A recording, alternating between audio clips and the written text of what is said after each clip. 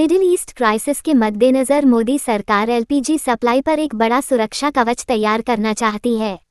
इसके लिए Indian oil, Bharat petroleum और हिंदुस्तान पेट्रोलियम जैसी सरकारी तेल कंपनियों से कहा गया है कि वो 30 दिन का रिजर्व बनाएं और यह रिजर्व उनके रोजमर्रा के स्टॉक से अलग होगा।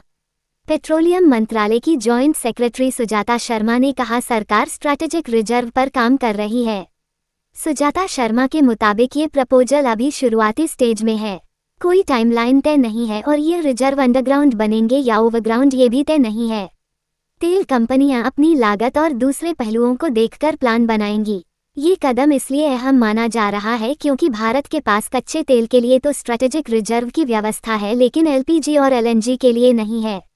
अब एलपीजी तो भारत के 33 करोड़ से ज़्यादा घरों में इस्तेमाल होती है, यानी इसकी सप्लाई में किसी भी तरह की रुकावट सीधे आम आदमी के किचन को चोट पहुंचाएगी। स्टेट ऑफ हॉर्मुज़ में जो कुछ चल रहा है उसकी वजह से ऐसी आशंकाएं तो बनी ही हुई हैं। आशंकाएं इसलिए क्योंकि भारत अपनी ज़रूरत का 60% एलपीजी आयात करता है और इसका 90% हिस्सा होमोस्टेट से ही आता है। कुछ और आंकड़ों की भी बात कर लेते हैं।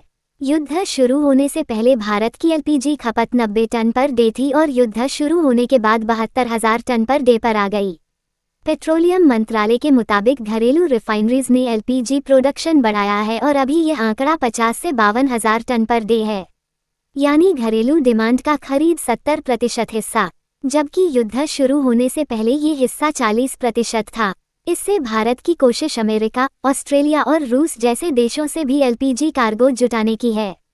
साथ ही फारस की खाड़ी में फंसे एलपीजी टैंकर्स को निकालने की कोशिश भी हो रही है।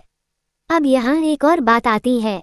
कुछ दिन पहले सरकार ने कहा था कि भारत के पास एलपीजी का 45 दिन का रोलिंग स्टॉक मौजूद है, यानी देश में एलपीजी की कमी नहीं है और लोगों को घबराने की जरूरत नहीं है। हालांकि तब सामने आया था कि स्टॉक 17 दिन का ही है।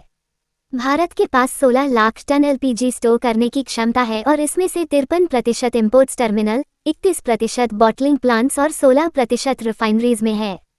45 दिन का स्टॉक तभी माना जा सकता है जब सरकार ने जहाज़ों या समुद्री रास्तों से आ रही एलपीजी को भी काउंट किया हो। हालांकि इंडस्ट्री में इन शिपमेंट्स को बफर स्टॉक नहीं माना जाता, क्योंकि इनमें तमाम तरह के जोखिम भी शामिल होते हैं। इसलिए अब 30 दिन का रिजर्व बनाने की बात हो रही है। कुल मिलाकर मिडिल ईस्ट क्राइसिस ने भारत की एनर्जी सिक्योरिटीज की एक बड़ी कमजोरी उजागर कर दी है। इस मोर्चे पर जो भी अपडेट्स आएंगी हम आपको बताते रहेंगे। आप देखते रहिए इंडियन एक्सप्रेस हिंदी। इस वीडियो को शेयर करिए और हमारे चैनल को सब्सक्राइब करिए। शुक्रिया।